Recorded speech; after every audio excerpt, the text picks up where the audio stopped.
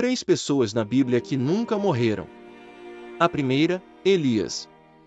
Durante um dos piores períodos de Israel, Deus chamou Elias. Naquela época, Israel tinha um dos piores reis, e seu nome era Acabe. Elias foi um dos maiores profetas de Israel e um tisbita de Gileade, na região da Transjordânia. O livro dos reis abrange mais de sua vida do que a da maioria dos reis.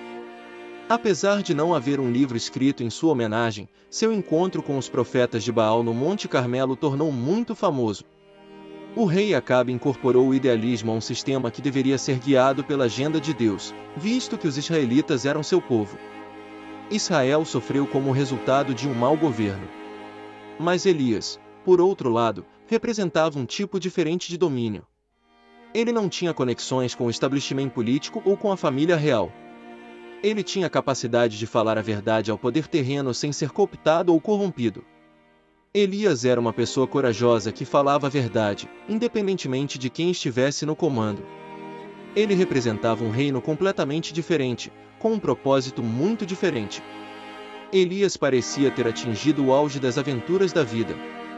Heroicamente quase inacreditável, mas humilde de coração. Mas ele estava prestes a superar todos eles. Estava prestes a escapar da morte. A partida imortal de Elias o coloca na rara categoria de partidas sem morte.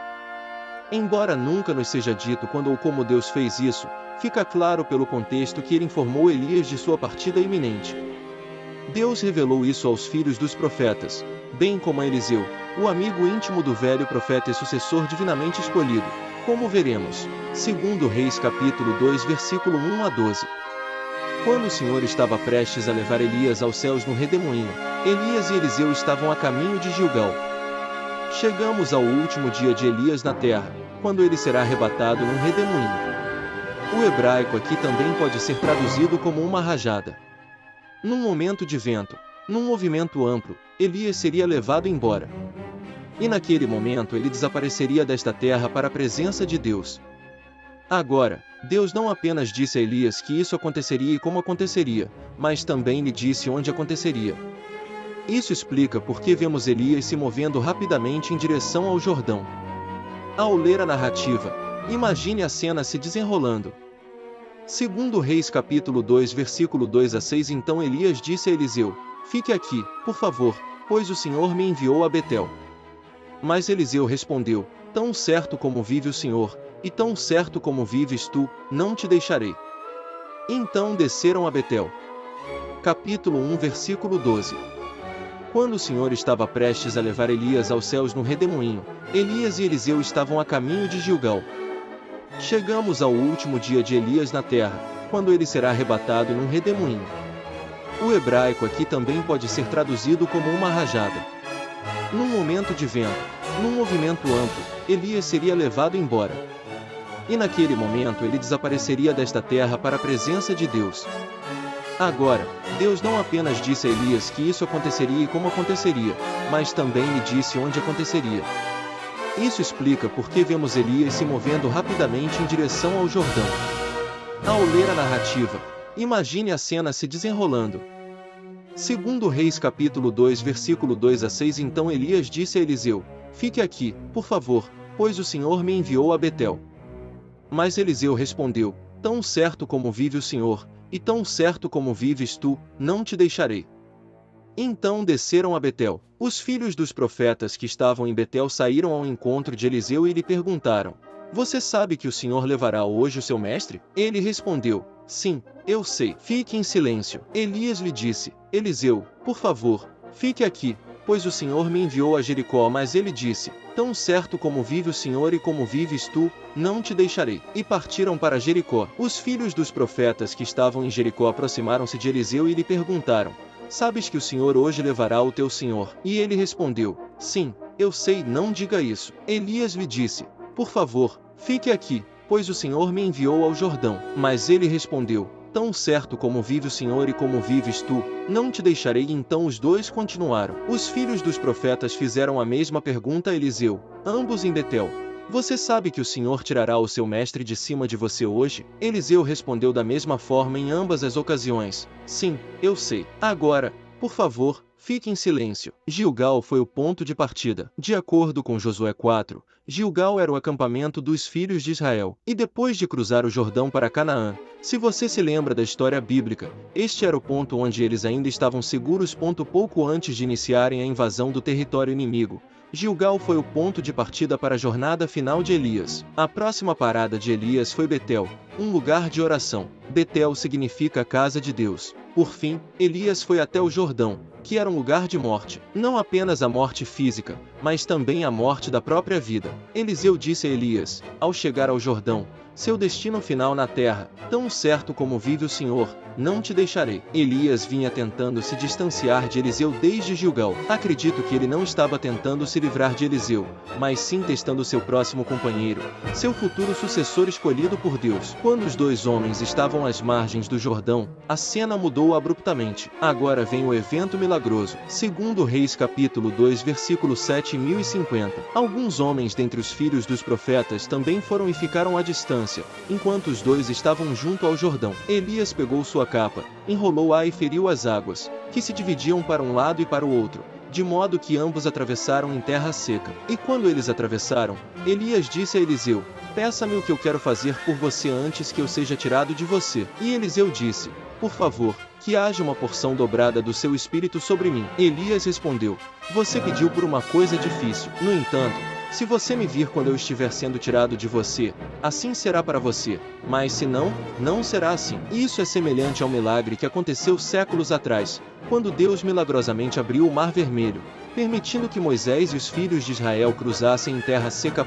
Neste caso, as águas do Jordão se dividiram, permitindo que Elias e Eliseu atravessassem o rio em terra firme. Então Elias se vira para o amigo e pergunta, o que posso fazer por você antes de ir, antes que o Senhor me tire desta terra? Segundo Reis capítulo 2, versículo 11. Enquanto continuavam caminhando e conversando, eis que uma carruagem de fogo com cavalos de fogo apareceu de repente e os separou. E Elias subiu ao céu num redemoinho. Isso é fantástico. Eles estavam caminhando juntos e conversando. Elias não estava pregando ou profetizando naquele momento. Eles eram apenas dois amigos próximos caminhando e conversando. Deve ter sido um momento incrível. E ele não o viu mais. Então, pegou suas próprias roupas e as rasgou em 2 pedaços, em sinal de luto. Depois, pegou o manto de Elias, que lhe havia caído, voltou e ficou na margem do Jordão. Ele pegou o manto de Elias, que lhe havia caído, e feriu as águas, dizendo, onde está o Senhor, o Deus de Elias? E, ferindo as águas, elas se dividiram para um lado e para o outro. E Eliseu atravessou. Quando os filhos dos profetas que estavam em Jericó o viram de longe, disseram, o espírito de Elias repousa sobre Eliseu. E vieram ao seu encontro e se curvaram diante dele até o chão, em sinal de respeito. A aliança imortal de Elias entrou em vigor repentinamente. Nada de Deus morre. Quando um homem ou uma mulher de Deus morre, tendemos a esquecer isso. Eliseu é um exemplo perfeito. E Deus sempre tem um plano. Pense nisso. Ele teve seus homens e mulheres em todas as eras para continuar sua obra ao longo dos séculos. Deus nunca se frustrou, imaginando o que seus filhos fariam agora que ele se foi, agora que ele não está mais entre eles. Nosso Deus Criador é todo-poderoso e nunca fica sem recursos. Eliseu ficou surpreso e atônito por um breve momento, mas não durou muito. Ele se abaixou e pegou a capa do profeta. Lembrando-se das palavras de Elias, cruzou o Jordão novamente, reivindicando o poder que agora lhe pertencia, e iniciou seu próprio ministério profético. Daquele momento em diante, o plano de Deus nunca falhou. Elias sai. Eliseu entra. Número 2. Enoque. A primeira menção a Enoque está em Gênesis, capítulo 5. Houve um Enoque que era filho de Caim, e este não é o mesmo Enoque. Gênesis capítulo 5 versículo 21. Quando Enoque tinha 65 anos, gerou Matusalém, e, de acordo com nossa compreensão bíblica, sabemos que seu filho Matusalém foi o homem mais velho registrado nas Escrituras. Quando estudamos as genealogias na Bíblia, descobrimos que Enoque foi o bisavô de Noé. Foi sobre esse povo que Enoque, na 7ª geração depois de Adão, profetizou quando disse, eis que o Senhor vem com milhares de seus santos. Judas diz que Enoque alertou sobre o julgamento iminente do Senhor contra eles. Enoque foi um homem que andou com Deus em meio à decadência moral nos dias de Noé e falou sobre o julgamento iminente. Numa época em que a maioria de seus contemporâneos tinha apenas o registro de seu nascimento e dos filhos que também geraram, Enoque é como uma lufada de ar fresco. Enoque foi apresentado como outros, mas seu testemunho é impressionante. Sua descrição é curta, mas densa e significativa. Significa algo sobre sua caminhada pura com Deus que o trasladou. Sua vida serviu de modelo para muitas pessoas em diferentes gerações, ensinando-nos a viver para uma audiência de uma pessoa. Ele nos ensina a buscar apaixonadamente a comunhão íntima e a comunhão com Deus, sabendo que, ao fazê-lo, experimentaremos Deus em uma nova dimensão. Gênesis capítulo 5 versículo 1824. Quando Jared tinha 165 anos, gerou Enoque. Jared viveu 800 anos após o nascimento de Enoque e teve outros filhos e filhas. Jared viveu 962 anos e morreu quando Enoque tinha 65 anos. Ele gerou Matusalém. Enoque andou em comunhão habitual com Deus por 300 anos após o nascimento de Matusalém e teve outros filhos e filhas. Assim, todos os dias de Enoque foram 365 anos. Em temor reverente e obediência, Enoque andou com Deus e não foi encontrado entre os homens, pois Deus o levou para estar com ele. O caso de Enoque foi o primeiro arrebatamento documentado, pois Deus simplesmente o levou. Talvez a comunhão tenha sido tão intensa que a presença de Deus simplesmente o envolveu e o arrebatou. O livro de Hebreus fala do homem para quem este mundo não era digno. Hebreus 11, versículos 5 e 6. Pela fé que agradou a Deus, Enoque foi levado para o céu, para não ver a morte, e não foi encontrado, porque Deus o havia levado. Pois, mesmo antes de ser levado para o céu, ele recebeu o testemunho ainda registrado de que andara com Deus e o agradara. Mas sem fé é impossível andar com Deus e agradá-lo, pois todo aquele que se aproxima de Deus precisa necessariamente crer que Deus existe e que recompensa aqueles que o buscam com sinceridade e diligência. É um grande conforto saber que Deus sempre preparará o suficiente e abundantemente para os seus, e cuidará de nós com ternura até que floresçamos milagrosamente. Crônicas capítulo 19 versículo 9. Pois os olhos do Senhor percorrem a terra para sustentar aqueles cujo coração é inteiramente dele. Você agiu tolamente nisso. Portanto, de agora em diante, vocês terão guerras enquanto o Pai derrama sua bondade sobre nós para nos ver crescer. O que Ele realmente deseja de nós é uma resposta honesta e despretensiosa ao amor que Ele nos dá. Mas está chegando o tempo, e já chegou, em que os verdadeiros adoradores adorarão o Pai e o Espírito de coração, alma e em verdade, pois o Pai procura tais pessoas para serem seus adoradores. Deus é Espírito, a fonte da vida, ainda invisível à humanidade, e aqueles que o adoram devem adorá-lo em espírito e em verdade. João capítulo 4, versículos 23 e 24. Deus está sempre em busca de sementes fiéis e leais que viverão suas vidas inteiramente para Ele.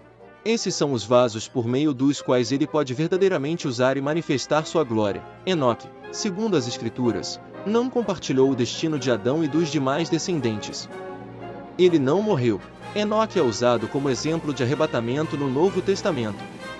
Um dos objetivos da tradução de Enoque é enfatizar a verdade das Escrituras a uma redenção final para todos nós que depositamos nossa fé no Senhor. Embora a grande maioria dos crentes passe pela morte física, o exemplo de Enoque dá aos crentes a esperança de que, no final, triunfarão sobre a morte. Este é um arrebatamento que ainda não se cumpriu como está escrito. Embora muitos de nós, se não todos, por não sabermos o momento exato em que Jesus retornará, experimentemos as dores da morte, os cristãos nos últimos dias passarão por um arrebatamento. Também é importante notar que, em Tessalonicenses capítulo 4 versículo 13 a 18, tanto os cristãos que morreram anteriormente quanto aqueles que ainda estão vivos participarão desse evento juntos. Tessalonicenses capítulo 4 versículo 13 a 18. Não queremos, pois, que vocês, crentes, sejam ignorantes acerca dos que dormem, para que não se entristeçam como os demais, que não têm esperança além desta vida presente. Pois, se cremos que Jesus morreu e ressuscitou, como de fato aconteceu,